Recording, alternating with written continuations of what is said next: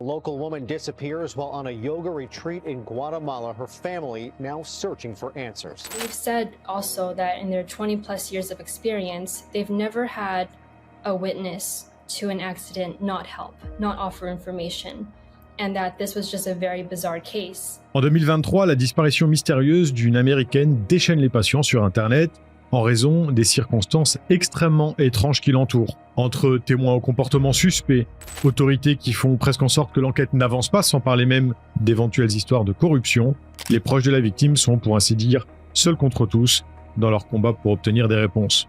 Aujourd'hui, je vous raconte l'histoire vraie incroyable de la disparition de Nancy Ing. Générique.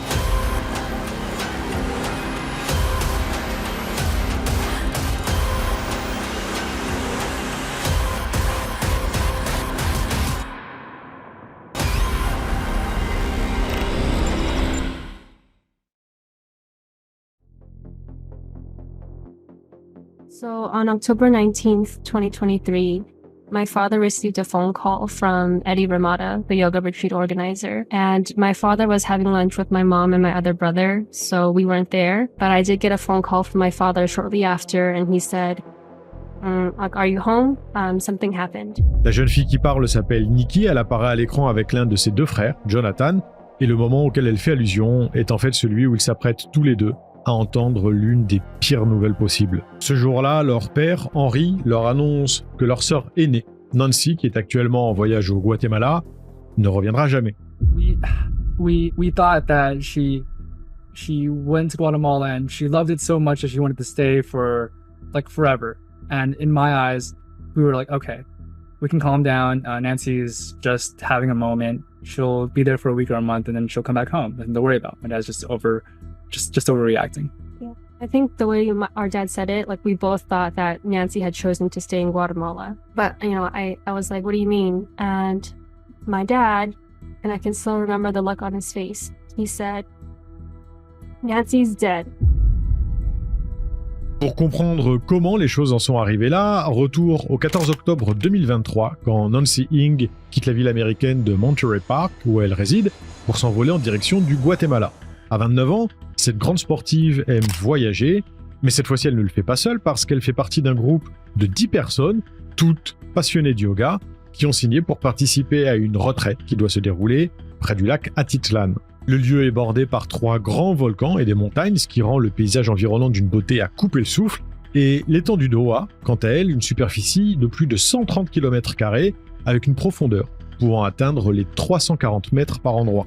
Pour les autochtones, le lac est d'ailleurs considéré comme sacré et c'est un endroit idéal pour tout yogi qui souhaite s'exercer dans le calme et la sérénité, qui sont des éléments fondamentaux de cette discipline. Dans la vie de tous les jours, Nancy est aide-enseignante auprès d'enfants handicapés à l'école élémentaire Garfield, qui fait partie de l'Alhambra Unified School District, une voie qu'elle a choisie après avoir fait des études de droit et qu'elle aime tout particulièrement, même si ce n'était pas à ça qu'elle se destinait à la base. En fait, elle s'implique à fond dans tout ce qu'elle fait, et ça inclut sa pratique du yoga, qui la passionne depuis de nombreuses années. En intégrant le Studio 8 Yoga à Pasadena, elle fait la connaissance d'Eduardo Rimada, alias Eddie, un instructeur qui a par la suite organisé la toute première retraite Be the Change qui a eu lieu au Guatemala en 2022. Nancy était de la partie et entre séances de méditation au bord du lac au réveil ou encore activités sportives de groupe comme la randonnée, elle avait adoré ce voyage. Alors elle a bien évidemment décidé de s'inscrire à la seconde édition du séjour l'année suivante. Dire qu'elle était enthousiaste à l'idée de partir est un euphémisme et une fois arrivée sur place à l'hôtel Isla Verde, situé à Santa Cruz La Laguna, elle envoie même un message à ses proches pour leur signifier qu'elle met son téléphone en mode avion afin de se couper du monde extérieur pour pouvoir vivre pleinement son expérience. Seulement, comme vous le savez déjà, cette nouvelle retraite aux petits airs de paradis ne s'est pas passé comme prévu. Le 19 octobre, soit la veille du retour des voyageurs aux États-Unis, une activité kayak et paddle est prévue de 10h à midi et Nancy y prend part dès 10h30. On la voit d'ailleurs faire un signe à la personne qui filme sur ces images et a priori, tout a l'air parfaitement normal, même s'il est à noter qu'elle ne porte pas de gilet de sauvetage, ce qui reste assez imprudent. Juste avant midi, à l'heure où il serait plutôt temps de se préparer à regagner le rivage, Nancy s'éloigne en compagnie de Christina Marie Blazek, qui participe elle aussi à la retraite, jusqu'à sortir du champ de vision du reste du groupe. Au bout d'une bonne demi-heure, tout le monde s'inquiète de ne pas les voir revenir, et a raison, parce qu'un signal de détresse est lancé. Il s'avère qu'il provient de Christina, qui se fait aider pour rejoindre la terre ferme à un autre endroit, un petit peu plus à l'est, mais il y a effectivement un grave problème, parce qu'elle est seule, et que quand elle rejoint le groupe, on peut voir qu'elle est profondément bouleversée. Concernant la suite, toutes les sources ne sont pas concordantes, parce qu'une partie disent que Christina a averti des sauveteurs directement après avoir regagné le rivage, alors que d'autres affirment que non. Néanmoins, le témoignage de la concernée, lui, est très clair. Elle dit qu'après avoir parcouru 2 km sur le lac avec Nancy, cette dernière a voulu aller nager, mais que quand elle est sortie de son kayak pour piquer une tête, ce dernier a rapidement dérivé hors de sa portée. Christina a donc pagayé dans sa direction pour le rattraper. Elle a placé l'une de ses jambes par-dessus pour le maintenir contre le sien, mais quand elle est retournée vers son utilisatrice avec, il lui a échappé. Elle est alors repartie en arrière une nouvelle fois, mais une fois ceci fait, quand elle s'est de nouveau retournée, Nancy avait totalement disparu. Tout ça est arrivé très vite, mais pendant ce court laps de temps, elle se serait noyée. Ce qui, médicalement parlant, est possible, parce qu'une noyade peut être extrêmement rapide et prendre moins d'une minute.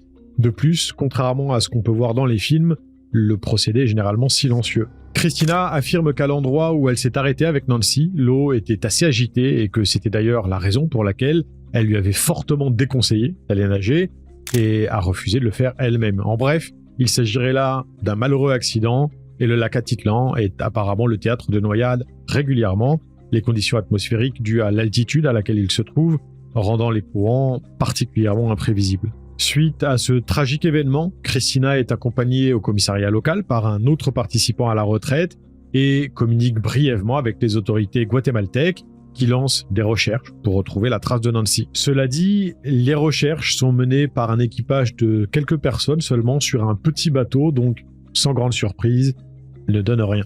Le même jour, Eddie téléphone au père de la disparue pour lui apprendre la terrible nouvelle et le lendemain, une partie du groupe quitte le pays pour retourner aux États-Unis, comme c'était initialement prévu.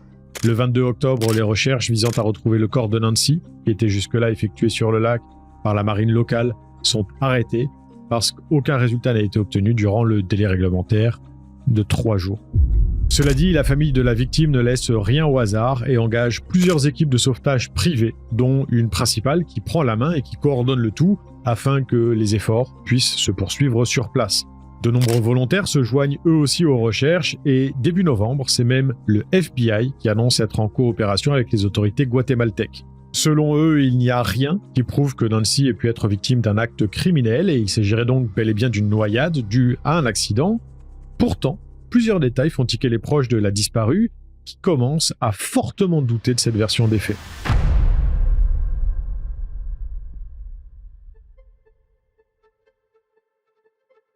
Malgré le temps qui passe, la famille de Nancy espère toujours qu'elle va donner signe de vie et son père dort d'ailleurs avec son téléphone en priant pour recevoir une demande de rançon, ce qui indiquerait que sa fille est encore en vie. Malheureusement, les espoirs d'Henry restent vains et tous doivent peu à peu se faire à l'idée que la disparue est probablement morte le 19 octobre. Toutefois, ça ne les empêche pas de vouloir comprendre. Sans savoir ce qui est arrivé exactement à Nancy, il est impossible pour ses proches de faire leur deuil et ils aimeraient si possible retrouver son corps afin de pouvoir lui offrir les funérailles qu'elle mérite. Le truc, c'est que les réponses qui leur ont été apportées jusque-là sont peu nombreuses et surtout pas très convaincantes. Certains détails paraissent même étranges dans le déroulé des événements qui leur a été rapportés, à commencer par le comportement de Christina et plus généralement de tous les participants juste après les faits. Après que Christina soit sortie de l'eau, elle a quitté précipitamment les lieux avec Eddie, qui l'a protégée du regard des autres, et ils ont fait tout ça sans dire un mot à personne autour. Finalement, tout le groupe a suivi, toujours dans le silence, et sur les 10 personnes qui participaient à l'activité, seuls 9 ont regagné l'hôtel. La disparition de Nancy n'a été signalée que 4 heures après les faits, du coup, la question qu'on peut se poser, c'est pourquoi avoir attendu autant de temps avant d'alerter les secours ? Quand on est témoin d'un grave accident qui a possiblement coûté la vie à quelqu'un, on réagit normalement immédiatement et on fait une déposition complète. En bref, on fait son maximum pour aiguiller les personnes qui cherchent afin qu'elles partent dans la bonne direction, surtout au vu de la taille du lac. C'est le genre de situation où la moindre indication peut s'avérer primordiale, faire gagner un temps précieux et éviter au secours des efforts inutiles. Pourtant, Christina donne l'impression d'en avoir fait le moins possible. Le lendemain de l'accident, quasiment tout le groupe a quitté le Guatemala pour retourner aux États-Unis, et si le départ était déjà prévu pour cette date, il devait initialement se produire vers 10h, mais a finalement été avancé de 4h, soi-disant pour éviter des blocages sur la route. Enfin, il est à noter que si la retraite prenait effectivement fin ce jour-là, certains participants avaient décidé de rester sur place un petit peu plus longtemps, et ça incluait Christina, qui ne devait repartir que le 21. Encore une preuve qu'elle aurait pu rester une journée supplémentaire pour aider aux recherches, et qu'elle ne l'a pas fait de façon tout à fait volontaire. En fait, à part Eddie qui a décollé le surlendemain, tout le monde a mis les voiles rapidement et discrètement le 20 octobre, au point d'oublier d'avertir l'entreprise à qui les kayaks avaient été loués.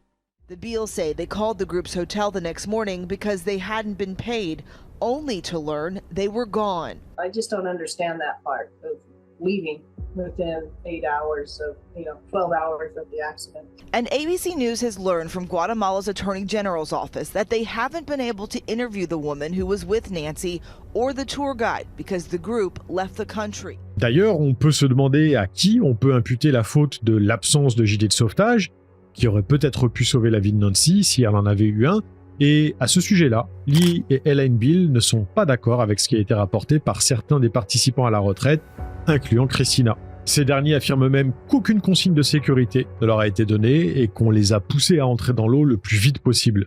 The lawyer for the witness says that they weren't offered life jackets. Is that true? That's not true. We give people the opportunity to take a life jacket, and for this group, they all said no to taking life jackets. The kayak owners showed us where they keep them. On l'a vu en image, Nancy n'en portait pas le jour de sa disparition, donc si on lui en a vraiment proposé un, ça veut effectivement dire qu'elle l'a refusé, mais sa sœur, elle, affirme que ça n'était pas du tout son genre de passer outre les mesures de sécurité basiques. We went kayaking in New York. We were offered life vests and we both wore them. So I know for a fact that if they had offered it, she would have taken. Il y a donc plusieurs versions de la même histoire et pour les proches de Nancy, il est difficile de démêler le vrai du faux, notamment parce que le groupe avec qui elle était se mure dans le silence le plus total depuis son retour aux États-Unis. Même si leur départ soudain peut sembler être la preuve flagrante d'un manque d'empathie, on peut comprendre qu'ils aient voulu quitter le Guatemala rapidement. Ça n'est pas un secret, la justice est un concept assez abstrait dans le système judiciaire corrompu de ce pays, et se retrouver empêtré dans une enquête là-bas n'est pas le plus souhaitable pour des étrangers.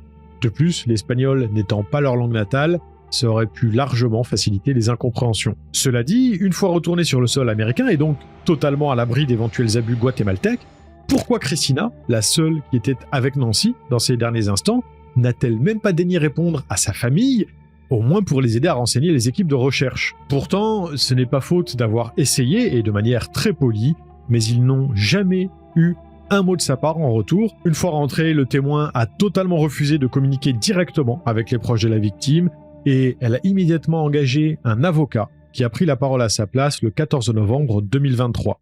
She went and was told she needed to go talk to the police. And she went and gave a full statement. I hope she could understand that we have no account of what happened because she's the only person that saw what happened and it wasn't included in the report.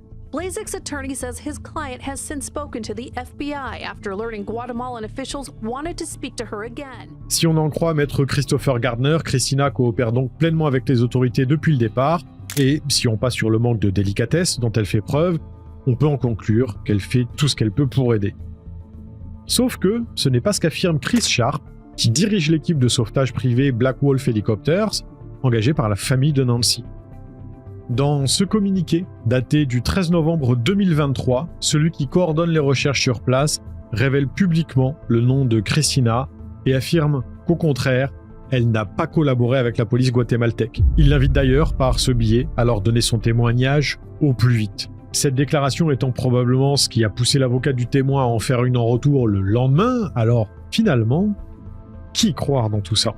Parce qu'il faut bien avouer que ceux qui ont un intérêt à mentir là-dedans, ce n'est ni Chris Sharp, qui a été simplement engagé par la famille de la victime pour effectuer des recherches, ni la famille en question, qui cherche simplement à retrouver le corps de l'un des leurs.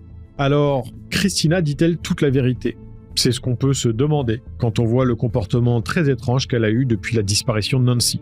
Et en parlant de comportement étrange, vous n'avez pas fini de vous poser des questions, parce qu'elle n'est pas la seule à en avoir eu un.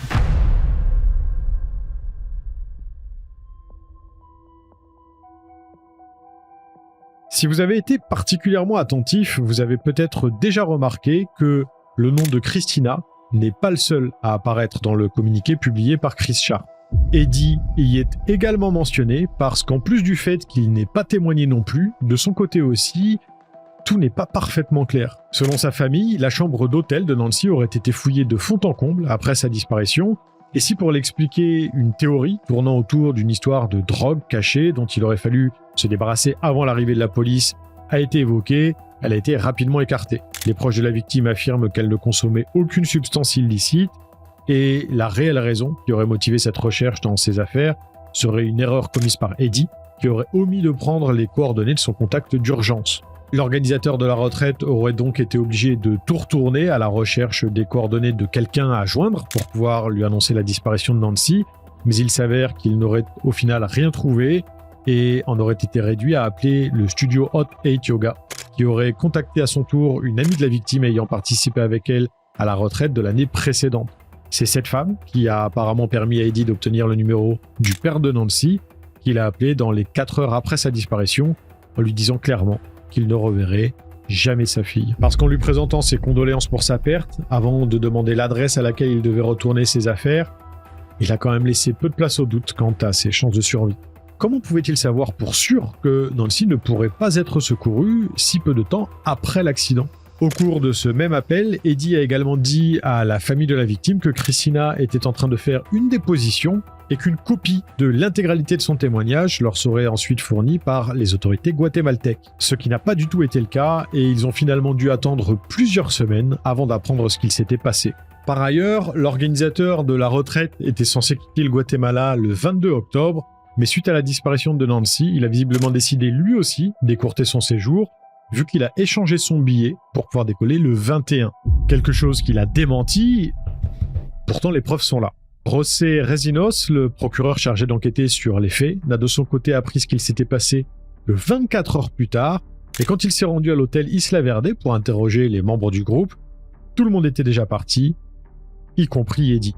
On peut donc en conclure qu'il a probablement passé sa dernière nuit sur place dans un autre établissement, et si ce n'est pour éventuellement échapper à la police, qui allait potentiellement vouloir lui poser des questions, pourquoi aurait-il bien pu faire une telle chose ? Contrairement à Christina, Eddie ne s'est pas totalement fermé à la famille de Nancy, mais Nikki a dit qu'il avait mis des heures pour retourner le premier appel qu'elle lui a passé après son retour aux États-Unis, en disant qu'il l'avait raté parce qu'il dormait. Après avoir vécu un tel choc, le fait qu'il ait pu avoir besoin de repos ne paraît pas complètement invraisemblable.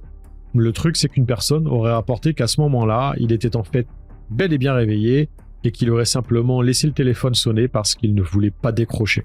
Il semblerait qu'Eddie ne tienne pas non plus à communiquer avec les proches de la victime, et le studio Hot 8 Yoga, chez qui il est instructeur, a d'ailleurs donné pour ordre à ses adhérents de ne pas parler de l'affaire.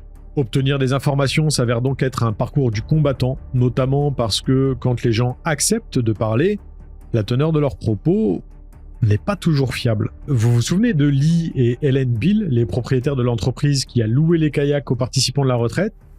Eh bien, ils ont eux aussi donné leur version des faits aux journalistes.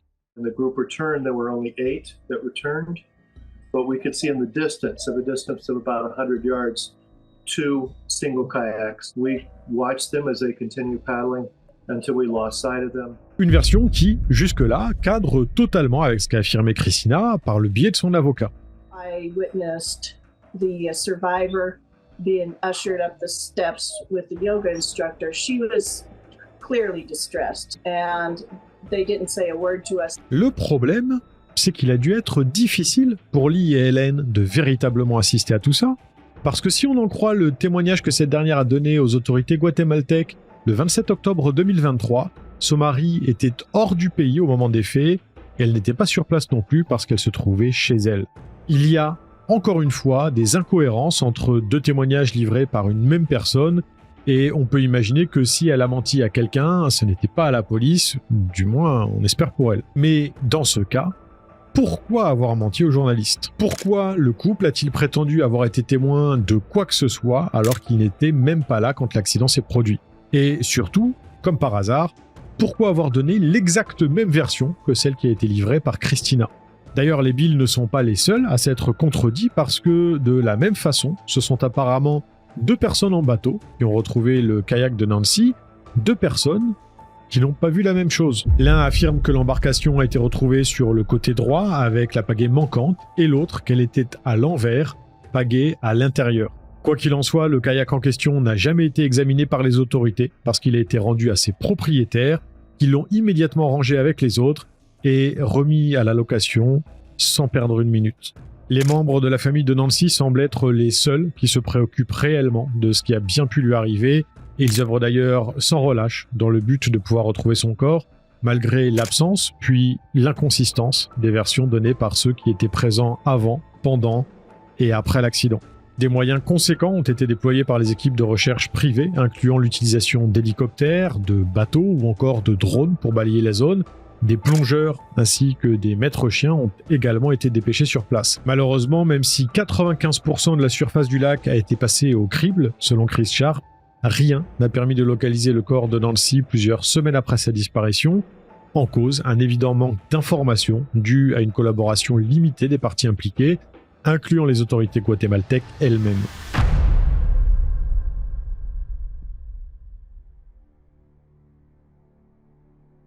Rappelez-vous, Eddie avait assuré à la famille de Nancy qu'une copie du témoignage donné par Christina à la police leur serait envoyée, seulement ses proches n'ont jamais vu la couleur. Ils ont bien reçu des papiers, mais celui-là ne faisait pas partie du lot. La question se pose alors de savoir si le principal témoin n'a pas tout simplement fait en sorte que les autorités guatémaltèques omettent de l'ajouter au rapport. Si vous voyez ce que je veux dire. La corruption étant monnaie courante dans ce pays, un pot de vin proposé aux bonnes personnes aurait pu permettre à Christina d'être autorisée à retourner aux États-Unis immédiatement après les faits, sans même être considérée comme une potentielle suspecte dans le cadre d'une affaire criminelle. Le même type d'agissement aurait pu également provoquer la disparition d'une éventuelle déposition, si tant est qu'il y en ait vraiment eu une, parce que le doute reste permis à ce sujet. En bref, la possibilité qu'un policier ait pu accepter d'être soudoyé par Christina n'est pas à écarter, et il est à noter que, professionnellement parlant, elle est avocate commise d'office pour le comté de San Bernardino. On peut donc en déduire qu'elle est plus que calée en droit, et qu'il est possible qu'elle ait agi comme elle l'a fait, en connaissance de cause, pour se couvrir dès le départ. Se murer dans le silence après son retour, engager immédiatement un auxiliaire de justice et ne communiquer qu'à travers lui, tout ça semble très stratégique et cruellement dépourvu d'empathie, surtout quand on sait que Nancy et celle qui a été témoin de sa mort s'entendaient plutôt bien, voire même qu'elles étaient copines. Pire, Christina a fini par affirmer, toujours par le biais de son avocat, qu'elle était une victime dans cette affaire, mettant en avant le traumatisme vécu lors de l'accident et le fait qu'une fois que son nom a été rendu public, elle a été harcelée par plein de gens en ligne. Tout ça ne reste évidemment qu'une supposition, mais ses réactions et son comportement font fortement penser à ceux d'une personne qui a des choses à se reprocher et qui manœuvre habilement pour se prémunir de toute conséquence négative. La famille de Nancy s'est rendue plusieurs fois au Guatemala depuis sa disparition et parle régulièrement avec les autorités du pays ainsi qu'avec l'ambassade américaine sur place, mais la bureaucratie étant ce qu'elle est, rien n'a vraiment avancé pour l'instant. En décembre 2023, le procureur José Recinos leur avait dit qu'ils obtiendraient le témoignage de Christina au moyen d'une aide internationale, ainsi que des informations au sujet du policier qui aurait été soudoyé s'il existe réellement. Malheureusement, le 21 avril 2024, les proches de la victime n'avaient toujours eu aucune nouvelle, les messages qu'ils avaient envoyés étant restés sans réponse, et leurs appels n'ayant même pas été retournés. Le tout n'est évidemment pas facilité par le fait qu'il n'y ait aucune preuve qu'un crime ait pu être commis, parce que le corps de Nancy n'a toujours pas été retrouvé, et que personne ne semble vouloir faire quoi que ce soit pour qu'il le soit. Le procureur guatémaltèque chargé de l'enquête ne s'y intéresse pas réellement, ni même le FBI, qui n'a révélé aucun détail des investigations qu'ils ont menées, à l'exception du fait qu'ils pensent que rien n'indique un acte criminel. Quant à Christina, qui reste le principal témoin, elle ne parle pas et personne ne peut l'obliger à le faire, une chose qui s'applique également à Eddie, qui est probablement celui qui en sait le plus après elle.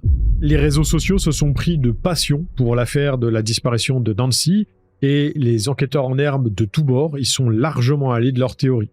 Réel accident, provoqué involontairement puis couvert par tout le groupe, meurtre ou encore trafic d'êtres humains, on le sait, en l'absence de corps et donc d'autopsie, tout reste imaginable. Et en parlant de corps, rien ne dit qu'il sera un jour retrouvé parce que les informations les plus précises dont disposent les proches de la victime sont encore beaucoup trop vagues pour pouvoir permettre un travail efficace sur place. En effet, les prochaines recherches devraient être sous-marines et s'étendre sur une zone de 400 mètres, qui atteint parfois une profondeur de 200 mètres. Une mission qui serait incroyablement difficile si on en croit les professionnels récemment consultés à ce sujet, qui doutent même de sa faisabilité.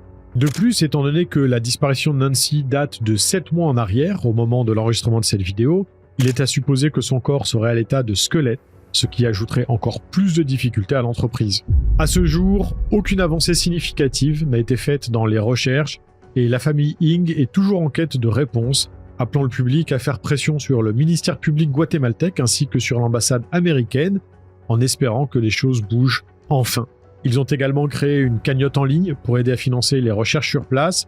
Si vous voulez donner un coup de pouce, je vous laisse le lien en description. D'une certaine manière, cette affaire me fait pas mal penser aux circonstances de la disparition de Mathieu Casergue, le gendarme mobile disparu à La Réunion. Si vous ne connaissez pas l'affaire en question, à lundi prochain pour un nouvel épisode de HVI, et en attendant, n'oubliez pas, l'homme est un loup pour l'homme, il vaut bien souvent mieux se méfier de ses congénères plutôt que de monstres ou créatures imaginaires. Salut!